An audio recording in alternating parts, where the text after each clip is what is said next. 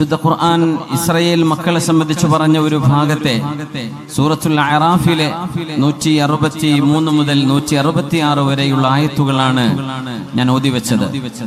Israeli മക്കളോട് ശനിയാഴ്ച ദിവസം നിങ്ങൾ മീൻ പിടിക്കാൻ പോകരുത് എന്ന് അല്ലാഹു പറയുകയും ആ നിയമം അവർ ലംഘിക്കുകയും അവര് ശനിയാഴ്ച ദിവസം മെഡിറ്ററേനിയൻ കടൽ, അവർക്ക് ഏറ്റവും തൊട്ടടുത്തുള്ള കടൽ അതാണ്. ഫലസ്തീനിലെ ഗസയിൽ തൊട്ടപ്പുറത്ത് സൈപ്രസും അതിനപ്പുറത്ത് യൂറോപ്പുമായി കിടക്കുന്ന മെഡിറ്ററേനിയൻ അൽ ബഹറുൽ മുതവസ്സിത്ത്, മെഡിറ്ററേനിയൻ കടൽ, സമൃദ്ധമായ മത്സ്യമുണ്ട്.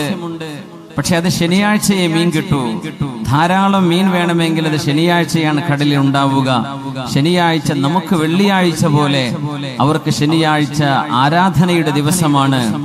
അന്ന് നിങ്ങൾ മീൻ പിടിക്കാൻ പോകരുത് എന്ന് അല്ലാഹു അവരോട് നിർദ്ദേശിച്ചിരുന്നു. പക്ഷേ അന്നു തന്നെ ഇഷ്ടം പോലെ മീൻ കിട്ടും. വിശുദ്ധ ഖുർആൻ തന്നെ പറയുന്നുണ്ട്, ഇത് തഅതീഹിം ഹീതാനുഹും യൗമ സബ്തിഹിം ശുർഅ. ശനിയാഴ്ച ദിവസം ഇഷ്ടം പോലെ മീൻ ഉണ്ടാവും. ശനി കഴിഞ്ഞാൽ അത്ര മീൻ കിട്ടൂല. ആ അത്ര മീനുള്ള ആ ദിവസം പിടിക്കരുത് എന്ന് അല്ലാഹുവിന്റെ റൂൾ, നിയമം. അങ്ങനെയാണല്ലോ. നമുക്ക് ഹലാലായി ബിസിനസ് ചെയ്യുന്ന ഒരാൾക്ക് ഒരു പക്ഷേ വലിയ കാശൊന്നും ഉണ്ടാക്കാൻ പറ്റിയില്ല എന്ന് വരും. നേരെ മറിച്ച് വല്ല തട്ടിപ്പോ കാര്യം ചെയ്യുന്ന ആളുകൾക്ക് ഇഷ്ടം പോലെ കാശും കിട്ടും. അപ്പൊ അത് നമുക്ക് ചെയ്യാൻ പാടില്ലാത്തതാണ്. വലിയ ടെംപ്റ്റേഷൻ വരും, എന്നാ പിന്നെ ചെയ്തൂടെ എന്ന്. അപ്പൊ അല്ലാഹു തആല ചെയ്യരുത് എന്ന് പറഞ്ഞ ദിവസം അവരെ പടച്ചതമ്പുരാനെ പറ്റിക്കാൻ ഒരു ഐഡിയ ചെയ്തു. അതായത് കടലിൽ നിന്ന് അവർ കനാൽ ഉണ്ടാക്കി. ശനിയാഴ്ച ദിവസം ആ കനാലിന്റെ ബണ്ട് തുറന്നു വെക്കും. അപ്പൊ മത്സ്യം കടലിൽ നിന്ന് ഈ കനാലിലേക്ക് കയറും. ശനിയാഴ്ച മത്സ്യമൊക്കെ കയറി കഴിഞ്ഞാൽ ഒരു വൈകുന്നേരം കനാലങ്ങ് പൂട്ടി വെക്കും. എന്നിട്ട് ഞായറാഴ്ച ചെന്നിട്ട് മീൻ പിടിക്കും. അപ്പൊ ശനിയാഴ്ച പിടിച്ചിട്ടില്ല, മീനിനെ കയറാൻ അനുവദിച്ചിട്ടുള്ളൂ. മീനിനെ ഒരു ചതുരംഗത്തിലേക്ക് അല്ലെങ്കിൽ ഒരു ഭിത്തിയിലേക്ക്, നമ്മൾ വയലിലൊക്കെ കാണുന്ന പോലെ അടയാളപ്പെടുത്തിയ ബണ്ടുകളിലേക്ക് മത്സ്യത്തെ കടത്താൻ അനുവദിച്ച് പിന്നെ അതിന്റെ ബണ്ട് മൂടുകയാണ്. അവര് മീൻ പിടിച്ചോ? ഇല്ല. അവര് വല വീശിയിട്ടുണ്ടോ?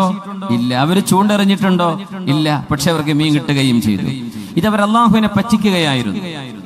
അപ്പൊ പ്രവാചകന്മാർ ലുഅനല്ലദീന കഫറൂ മിൻ ബനി ഇസ്രായീല അലാ ലിസാനി ദാവൂദ വ ഈസ ഇബ്നു മറിയം, മഹാനായ ദാവൂദ് നബി അലൈഹിസ്സലാമിന്റെയും മൂസ നബി അലൈഹിസ്സലാമിന്റെയും അനുയായികൾ. ദാവൂദ് നബി അലൈഹിസ്സലാമാണ് പ്രവാചകന്മാരിൽ മഹാനായ മൂസ നബി അലൈഹിസ്സലാമിന്റെ ശേഷം വന്ന നബിയാണ് നബിയുല്ലാഹി ദാവൂദ് അലൈഹിസ്സലാം. ദാവൂദ് നബിയുടെ ഖബർ ഫലസ്തീനിലാണ്. ബൈത്തുൽ മുഖദ്ദസിൽ നിന്ന് നമുക്കൊരു 10 മിനിറ്റ് നടന്നാൽ ദാവൂദ് അലൈഹിസ്സലാമിന്റെ മഖാം സിയാറത്ത് ചെയ്യാൻ കഴിയും. അത് ജൂതന്മാരുടെ കസ്റ്റഡിയിലാണുള്ളത്. ജൂതന്മാരും സിയാറത്ത് ചെയ്യും, മുസ്ലിമീങ്ങളും ചെല്ലും. ദാവൂദ് നബി അലൈഹിസ്സലാം അവിടെയാണ്. മൂസാ നബി അലൈഹിസ്സലാമും ബൈത്തുൽ മുഖദ്ദസിൽ നിന്ന്, ജെറൂസലേമിൽ നിന്ന് ഒരു 10-25-30 കിലോമീറ്ററിന്റെ ദൂരെ നമ്മൾ ചാവുകടലിലേക്ക് പോകുന്ന റൂട്ടിൽ വലതുഭാഗത്ത് മൂസാ നബി അലൈഹിസ്സലാമും അന്ത്യവിശ്രമം കൊള്ളുകയാണ്. ഈ രണ്ട് പ്രവാചകന്മാരുടെ നാക്കിലൂടെ ലുഅനല്ലദീന കഫറൂ മിൻ ബനി ഇസ്രായീല അലാ ലിസാനി ദാവൂദ വ ഈസ ഇബ്നു മറിയം, ദാവൂദ് നബിയുടെയും മൂസ നബി അലൈഹിസ്സലാമിന്റെയും നാക്കിലൂടെ അവിശ്വാസികളായ വലിയൊരു വിഭാഗം ബനു ഇസ്രായേലുകൾ ശപിക്കപ്പെട്ടു എന്ന് പരിശുദ്ധ ഖുർആൻ. അതിന് കാരണം പറഞ്ഞത്, ഈ മത്സ്യം പിടിച്ചപ്പോ ചില ആളുകൾ അവരോട് പറഞ്ഞു, കൂട്ടരെ ചെയ്യുന്നത് തെറ്റാണ്, നിങ്ങളിത് ചെയ്യല്ലേ. ഒരു വിഭാഗം മാത്രം അത് പറഞ്ഞു. വേറെ വിഭാഗം, നമ്മൾ എന്തിനാ ഗുണത്തിനും ദോഷത്തിനും, പിടിക്കുന്നവര് പിടിച്ചോട്ടെ, നമ്മൾ പിടിക്കാൻ പോകുന്നില്ലല്ലോ, നമ്മളതിന് യെസ് പറയാനും പോവണ്ട, നോ പറയാനും പോവണ്ട, അവരായിക്കോട്ടെ, നമ്മളൊന്നും മിണ്ടണ്ട എന്ന് പറഞ്ഞ് മിണ്ടാതിരുന്ന ഒരു വിഭാഗം. വേറെ ഒരു വിഭാഗം അവർക്ക് സപ്പോർട്ട് ചെയ്തു, നിങ്ങൾ ചെയ്തോളി മക്കളെ എന്ന് പറഞ്ഞ് സപ്പോർട്ട് ചെയ്തു. അള്ളാഹു ഈ ഒരു വിഭാഗത്തെയാണ് കുരങ്ങന്മാരാക്കി ശിക്ഷിച്ചത് എന്ന് വിശുദ്ധ ഖുർആൻ പറയുന്നു. ആ ശിക്ഷ വന്നപ്പോഴേ ഈ മൂന്ന് കൂട്ടരിൽ ഒരു വിഭാഗം എതിർത്തു ചെയ്യരുത് എന്ന് പറഞ്ഞു, ന്യൂനപക്ഷം.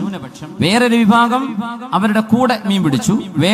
ഒന്നും പറഞ്ഞില്ല, മിണ്ടില്ല. അത് അവരായിക്കോട്ടെ, എന്റെ മകനല്ലല്ലോ, എന്റെ കുട്ടിയല്ലല്ലോ, എന്റെ കുടുംബമല്ലല്ലോ, അത് ആരുടെയോ മക്കളല്ലേ, അവര് കഞ്ചാവടിച്ച് വീഴുന്നതിന് ഞാനെന്തിനു പറയണം, അവൻ കള്ളുകുടിക്കുന്നത് ഞാനെന്ത് പറയണം, അത് അവനല്ലേ, അവന്റെ മോളല്ലേ, എന്റേതല്ലല്ലോ എന്ന് പറഞ്ഞ് മിണ്ടാതിരിക്കുന്ന പോലെ ഒരു വിഭാഗം ആളുകൾ ഇതിനെതിരെ മിണ്ടാതിരുന്നപ്പോ അവരും മീൻ പിടിച്ചവരും സപ്പോർട്ട് ചെയ്തവരും ഈ ശിക്ഷയിൽ പെട്ടിട്ടുണ്ട്. രക്ഷപ്പെട്ടത് തിന്മ ചെയ്യരുത് എന്ന് പറഞ്ഞ ഒരു വിഭാഗം മാത്രമാണ് അള്ളാഹുവിന്റെ ശിക്ഷയിൽ നിന്ന് രക്ഷപ്പെട്ടത് എന്ന് വിശുദ്ധ ഖുർആൻ പഠിപ്പിച്ചിരിക്കുകയാണ്. ഈ വീഡിയോ ഇഷ്ടപ്പെട്ടാൽ ഷെയർ ചെയ്യാനും സബ്സ്ക്രൈബ് ചെയ്യാനും മറക്കരുത്. ഇനിയും ഇതുപോലുള്ള വീഡിയോയുമായി വരുന്നതാണ്. അസ്സലാമു അലൈക്കും.